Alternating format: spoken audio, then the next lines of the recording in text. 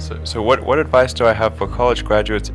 Certainly, I'd invite you to apply for a job at SolarCity or Tesla or SpaceX.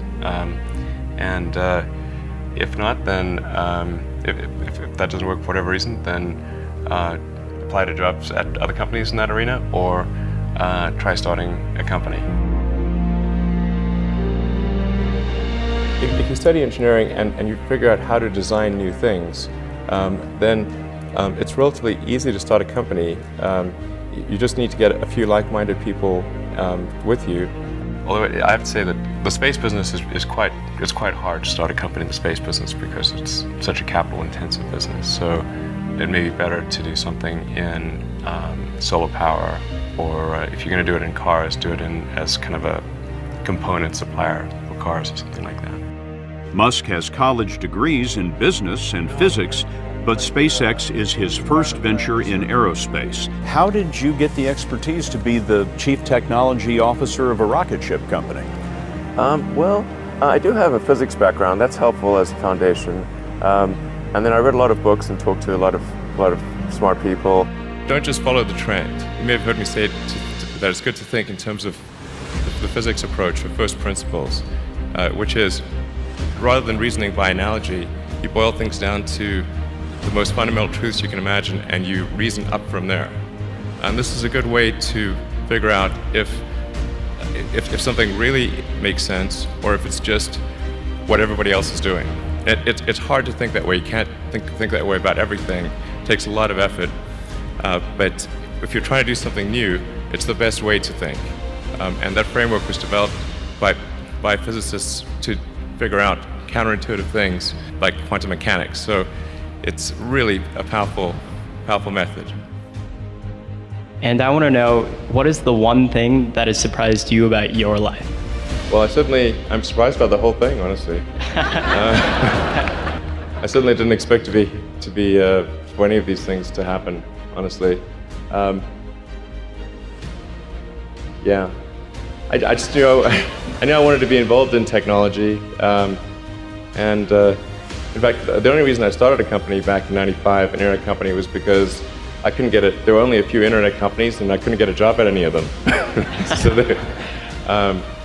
I tried to get a job at Netscape, and sent my resume in and tried hanging out in the lobby, but I was too shy to talk to anyone. And then I was like, okay, well, I guess I'll have to start a company because I can't get a job anywhere. Thank you.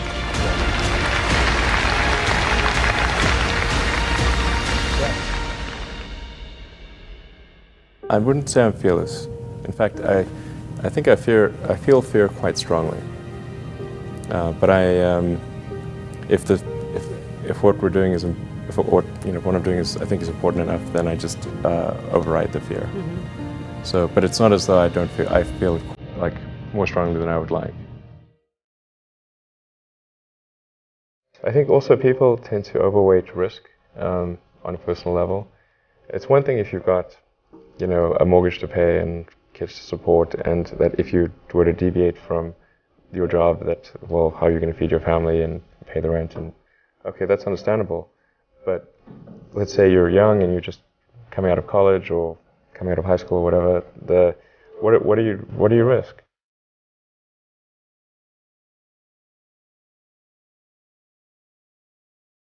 You're not going to starve. I mean, right. It's really certainly not in any kind of modern economy. It's so easy to earn enough money just to live somewhere and eat food. I don't know what are they afraid of? They're mostly afraid of failure, I think.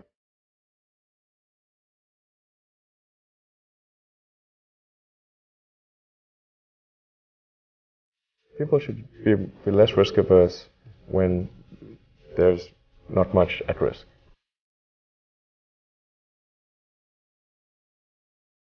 What is education? Like, you're basically downloading data and algorithms into your brain. And it's actually amazingly bad in conventional education. Because it shouldn't be like this huge chore. Like, the more you can gamify the process of learning, the better.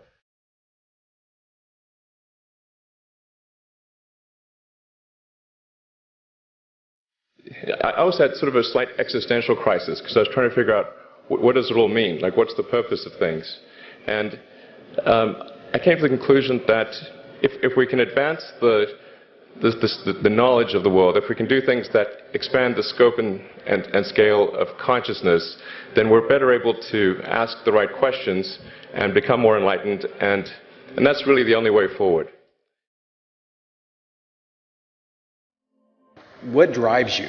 What is it that when you wake up in the morning, do you see a problem and you want to solve it?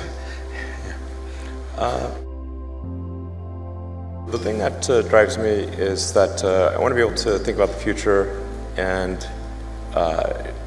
feel good about that. We're doing what we can to have the future be as good as possible, to be inspired by what is likely to happen, and to look forward to the next day. That's what really drives me, is trying to figure out how do we make sure that things are great and going to be so, and that's the underlying principle behind Tesla and SpaceX. Is that I think it's pretty important that we accelerate the transition to sustainable generation and consumption of energy.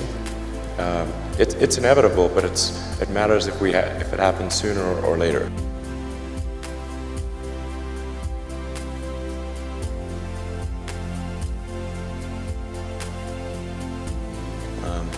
And then SpaceX is about helping make life multiplanetary, and doing what we can to continue the dream of Apollo, and ultimately make a contribution to life becoming multiplanetary.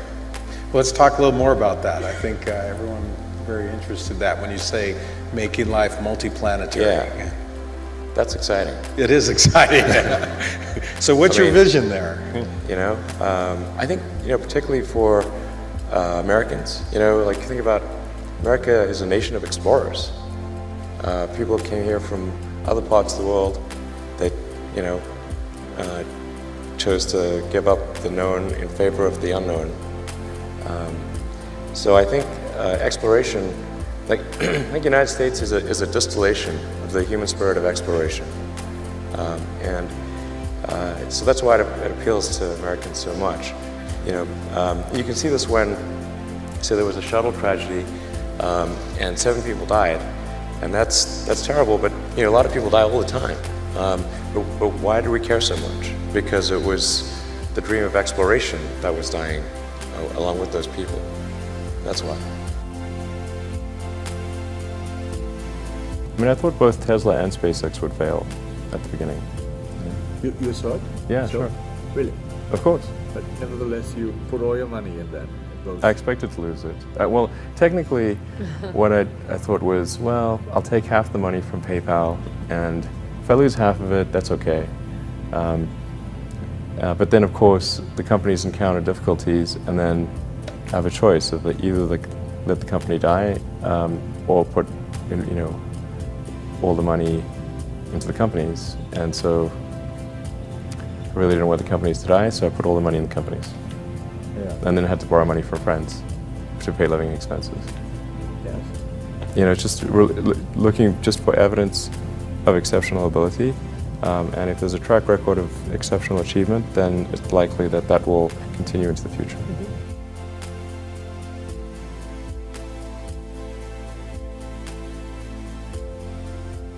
Well, it really depends on the stakes. If the stakes are high, if it's really important, then I will overcome the fear and just do it anyway.